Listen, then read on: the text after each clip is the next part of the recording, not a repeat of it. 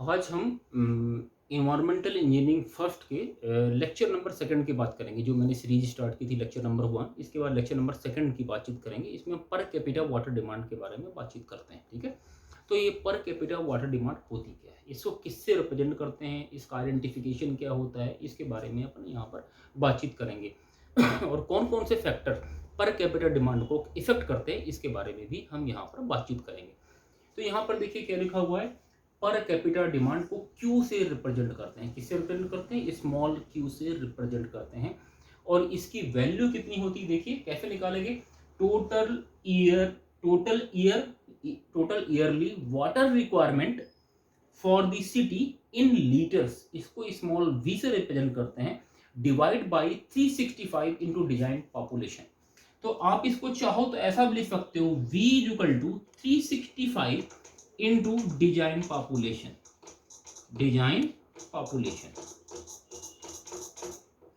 तो इसको आप इसको ऐसे भी यहाँ पर लिखा जा सकता है। ठीक है, अब ये डिजाइन पॉपुलेशन वगैरह आप कैसे निकालेंगे, तो डिजाइन पॉपुलेशन निकालने की बहुत सारी मेथड्स हैं, करीबन 10 मेथड है। अभी अगले लेक्चर में, जो अपने लेक्चर की सीरीज अपन जब मैं आगे बढ़ाऊंगा, तब मैं आपको बताऊंगा कि how to find the design population, कि डिजाइन पॉपुलेशन को कैसे कैसे आप निकाल सकते हैं, इसके बारे में मैं बातचीत करूंगा। अभी का जो लेक्चर है, जो आज का लेक्चर है, उसमें मैं बता रहा हूँ कौन कौन से फैक्टर्स हैं जो पर कैपिटा डिमांड को अफेक्ट करते हैं और कितना इफेक्ट करते हैं, इनके बारे में हम अभी आपके सामने डिस्कस करूंगा कि पर कैपिटा डिमांड को कौन कौन से फैक्टर क्या करते हैं, इफेक्ट करते हैं।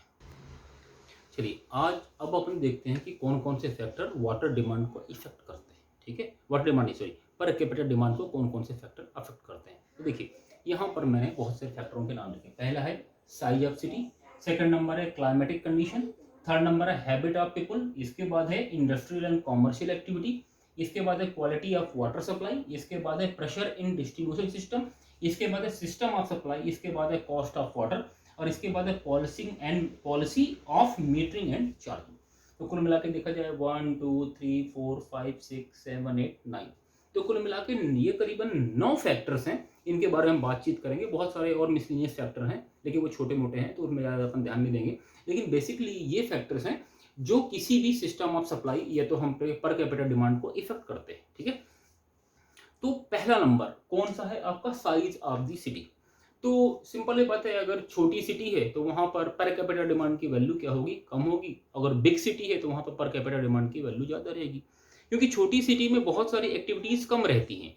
कौन कौन सी एक्टिविटीज़ कम रहती हैं, जैसे कॉमर्शियल एक्टिविटीज़ कम रहेंगी, वहाँ पर इंडस्ट्रियल एक्टिविटीज़ कम रहेंगी। तो सिंपल बात है, पर कैपिटा डिमांड की वैल्यू वहाँ पर क्या होगी, कम होगी। पॉपुलेशन भी कम होगी तो पर कैपिटा डिमांड की वैल्यू कम होगी।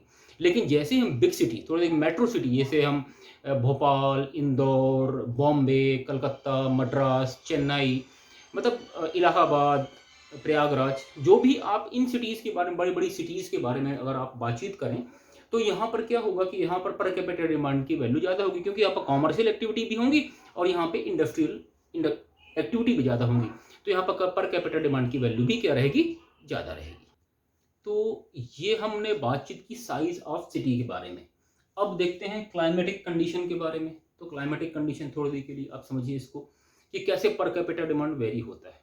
थोड़ी देर के लिए, हॉट सीजन है जहाँ पर गर्मी ज़्यादा पड़ती है, तो वहाँ के लोगों को वहाँ पर वाटर कंजम्पशन भी ज़्यादा होगा। कारण क्या है, लोग कूलर्स का इस्तेमाल करेंगे ठंडा करने के लिए, घर में साफ सफाई वगैरह इन चीज़ों की आवश्यकता ही पड़ती है। तो यहाँ पर क्या होता है, पर कैपिटा डिमांड की वैल्यू ज़्यादा रहती है। जहाँ पर कोल्ड वेदर सिस्टम रहता है, वहाँ पर पानी की इतनी रिक्वायरमेंट आपको घर की कूलिंग वूलिंग पर्पज के लिए आपको ज़्यादा इस्तेमाल करने की आवश्यकता नहीं होती है। लेकिन जहाँ पर एटमॉस्फेयर के बीच का रहता है, वहाँ पर देखा जाए पर कैपिटा डिमांड की वैल्यू ना तो ज़्यादा वेरी करती, ना तो कम वेरी करती, एक प्रॉपर वे में बनी रहती है। अगर हम राजस्थान की बात करें, जहाँ पे हॉट सीजन ज़्यादा होता है, तो वहाँ पर कैपिटा डिमांड की value compare to Uttar Pradesh या तो मध्य प्रदेश, वहाँ पर ज़्यादा होगी, क्योंकि हॉट वेदर सीजन का वहाँ पर फर्क पड़ता है। इसके बाद अगला है हैबिट्स ऑफ द पीपल। अब हैबिट ऑफ द पीपल थोड़ी देर के लिए समझिए।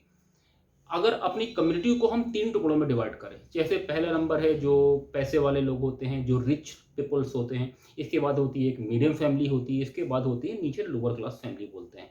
तो जो अपर क्लास फैमिली रहती है, उसकी पानी की रिक्वायरमेंट ज़्यादा होती है, क्योंकि उसका बड़ा घर होगा, पोछा लगाना और इसके बाद कपड़े भी चेंज होना, फ्लशिंग सिस्टम होगा, वहाँ पर उसके बड़े बड़े गार्डन्स वगैरह होंगे, तो उसकी सिंचाई उचाई की व्यवस्था करना, गाड़ियाँ होंगी, रोज़ गाड़ियाँ धुलेंगी, तो देखा जाए तो वहाँ पर पानी की रिक्वायरमेंट ज़्यादा होगी। मीडियम फैमिली में थोड़ी सी पानी की रिक्वायरमेंट कम होगी, और थोड़ा सा अगर मैं नीचे आ जाऊँ तो लोअर क्लास में पानी की रिक्वायरमेंट और कम हो जाएगी। तो जब भी हम पर कैपिटा डिमांड की बातचीत करेंगे तो पर कैपिटा डिमांड में इन बातों का ध्यान रखना है कि वहाँ के लोगों की हैबिट कैसी है, वहाँ पर अपर क्लास लोग रहते हैं कि लोअर क्लास लोग रहते हैं कि मिडिल क्लास लोग ज़्यादा रहते हैं। जब भी हम पर कैपिटा डिमांड के लिए डिजाइन करेंगे तो इन बातों को आपको क्या करना है, ध्यान रखते हुए। अब क्या है अगला, इंडस्ट्रियल एंड कॉमर्शियल एक्टिविटीज। अब सिंपल बात है, जिन सिटीज में इंडस्ट्रियल एक्टिविटीज और कॉमर्शियल एक्टिविटीज ज़्यादा होंगी वहाँ पर पानी की रिक्वायरमेंट ज़्यादा होगी। तो सिंपल बात है, वहाँ पर क्यू की वैल्यू भी क्या होगी, आपकी बढ़ेगी। क्यू मतलब पर कैपिटा डिमांड की वैल्यू वहाँ पर बढ़ेगी। ठीक है। Number 3, quality of water supply. अब किस क्वालिटी का आप पानी सप्लाई करते हैं, ये क्वालिटी पे बात होती है। थोड़ा देखिए, अगर आप अच्छा पानी सप्लाई करते हैं, लोग उसको ड्रिंक कर रहे हैं, लोग उसको स्टोर कर रहे हैं, ठीक है, और एक आप खराब पानी फेंक रहे हैं, तो लोग क्या करेंगे, खराब पानी को आपने खराब पानी सप्लाई कर दी तो लोग क्या करेंगे, उस पानी को निकाल के बाहर फेंकना चालू कर देंगे क्योंकि खराब पानी आ रहा है। तो इस तरह क्या होता है, पर कैपिटा डिमांड की वैल्यू क्या हाई हो जाती है। लेकिन आप अच्छा और good quality of water supply करेंगे तो वहाँ पर पानी की रिक्वायरमेंट भी कम होगी और क्यू की वैल्यू भी ज़्यादा वेरी नहीं करेगी। अगला फैक्टर है pressure in distribution system. Generally जो म्युनिसिपल कॉर्पोरेशन होता है उसके लिए रहता है कि 3 फ्लोर तक पानी विदाउट किसी मोटर का इस्तेमाल किए हम 3 फ्लोर तक पानी को पहुंचा दें, ऐसा प्रेशर डिस्ट्रीब्यूशन सिस्टम में होना चाहिए। ठीक है। अब क्या होता है कि कभी कभार प्रेशर इतना नहीं होता है तो लोग क्या कर देते हैं कि पाइप में मोटर वगैरह का यूज़ कर देते हैं। अब मोटर वगैरह का यूज़ करने से क्या होता है, पानी तो उनके पास आ जाता है लेकिन वो क्या करते हैं, पानी को स्टोर करना चालू कर देते हैं, बड़े बड़े टंकियों में पानी का स्टोर करते हैं और फिर दूसरे दिन क्या करते हैं, उस पानी को नया भरने के लिए उस पानी को फेंक देते हैं। और जब नया भरने के लिए उस पानी को जब फेंक देंगे तो फेंकने से क्या होगा, आपकी जो वाटर की रिक्वायरमेंट है वो बढ़ेगी और वहां पर कैपिटा डिमांड की वैल्यू भी बढ़ेगी। तो देखा जाए तो अगर आप किसकी बात करें, प्रेशर इन डिस्ट्रीब्यूशन सिस्टम वो प्रॉपर होना चाहिए और प्रॉपर उस प्रेशर पर पानी को वहां पर पहुंचना चाहिए। अगला है सिस्टम ऑफ सप्लाई। तो आपको बताने के लिए बता रहा हूं, सिस्टम ऑफ सप्लाई 2 टाइप का होता है। एक होता है कंटिन्यूअस सिस्टम होता है, एक होता है इंटरमिटेंट सिस्टम। कंटिन्यूअस सिस्टम में 24 घंटे पानी की सप्लाई होती रहती है। जनरली इंडिया में ये बहुत कम एरियाज में देखने को पाया जाता है, लेकिन बाहर अगर अमेरिका, जापान, जर्मनी इनकी बात करें जो बड़ी कंट्रीज हैं वहाँ पर ये कंटिन्यूअस सप्लाई सिस्टम का यूज किया जाता है। लेकिन अपने भारत में इंटरमिटेंट सिस्टम का यूज करते हैं जिसमें पीक डिमांड, पीक आवर जो रहते हैं उनमें पानी की सप्लाई की जाती है। जैसे पीक डिमांड कौन कौन से होते हैं आपको उसको समझिए। सबसे ज्यादा पीक डिमांड में रहता है सुबह का टाइम, जब लोग ऑफिस के लिए निकलते हैं या तो घर पे रहते हैं, पीक डिमांड सुबह सुबह। और जब वो ऑफिस से घर पे आते हैं तब पीक डिमांड, मतलब सुबह और शाम को पीक डिमांड रहता है। उसी टाइम पे नगर निगम पानी की सप्लाई करती है। तो उस टाइम पे क्या होता है, अगर पीक डिमांड अगर ज्यादा है तो पर कैपिटा डिमांड की वैल्यू भी क्या होगी, ज्यादा होगी। तो इन बातों का आपको ध्यान रखना है। अगला क्या है, cost of water.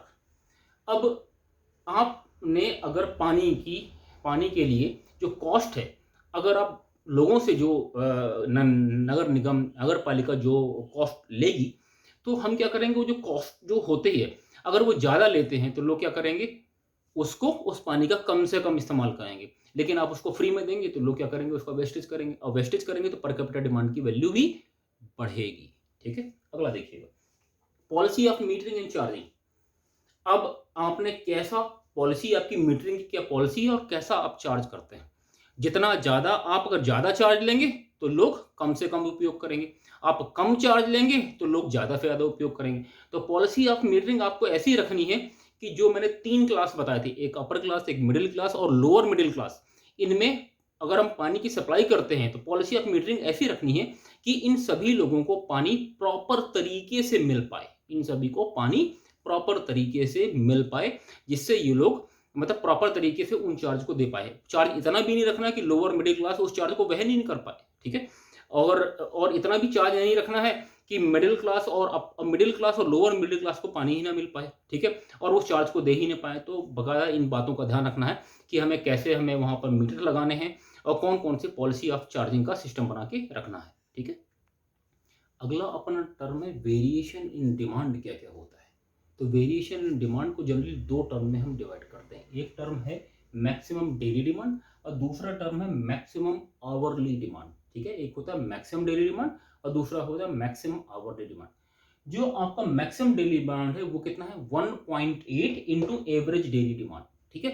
This is equal to 1.8 into Q, और क्यू क्या है मैंने आपको पहले ही बता चुका हूँ, ठीक है। तो 1.8 इंटू क्यू कर दिए। अब थोड़ा सा नीचे देखिए, मैक्सिमम आवरली डिमांड कितनी होती है 1.5 into average hourly consumption in day divide day, ठीक है। This is equal to the 1.5 into maximum daily demand divide by 24। Maximum daily demand अभी मैंने बताया इंटू मतलब ये क्यू, मतलब 1.5 इंटू क्यू डिवाइड बाई 24।